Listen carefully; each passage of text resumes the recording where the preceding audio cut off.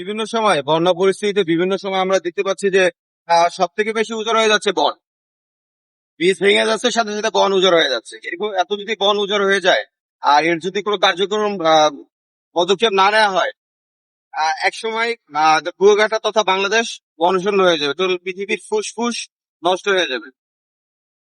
এর জন্য এই গাছকে রক্ষা করতে হলে, এই কুয়াকাটাকে রক্ষা করতে হলে, কুয়াকাটা সমুদ্র সৈকতে রক্ষা করতে হলে আহ সর্বপ্রথম দরকার, এখানে তো আর এত দূরে 18 কিলোমিটার দৈর্ঘ্য, 18 কিলোমিটার দৈর্ঘ্য তো আর প্রোটেক্ট দেওয়া সম্ভব না। কিছু দূরে আছে বাঘ। তো পিছার পাশে যে গাছগুলো আছে প্রাকৃতিক সৌন্দর্য, এগুলোকে রক্ষা করতে হইলে আবার নতুন করে গাছ রোপণ করতে হবে। নতুন করে গাছ রোপণ করা ছাড়া এর কোনো বিকল্প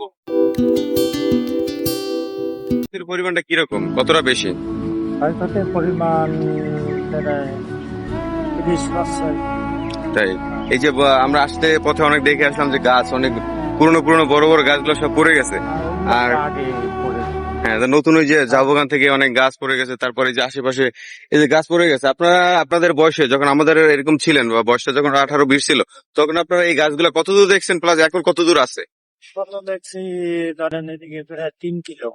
3 কিলো? হ্যাঁ, এই গাছ তো আমরাই রোপণ করছি। তাই? হ্যাঁ, তো এই বিগত বছরের বন্যার তুলনায় এবার যে রেমাল বন্যা হয়েছে, এর ক্ষতির পরিমাণটা কতটুকু? আপনার গাছ কত? ক্ষতির পরিমাণ লাগবে বেশি। হ্যাঁ, গাছের উপর দিয়ে বেশি গেছে ক্ষতিটা। গাছের উপরে সর্বর দিকে, তাই? হ্যাঁ, বাড়ির দিকেও মানে খুব একটা ক্ষয়ক্ষতি বেশি হয়েছে।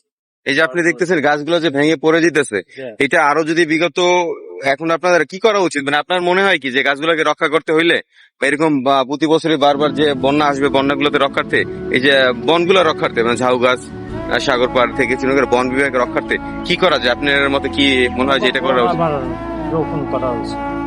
আবার গাছ রোপণ করা উচিত?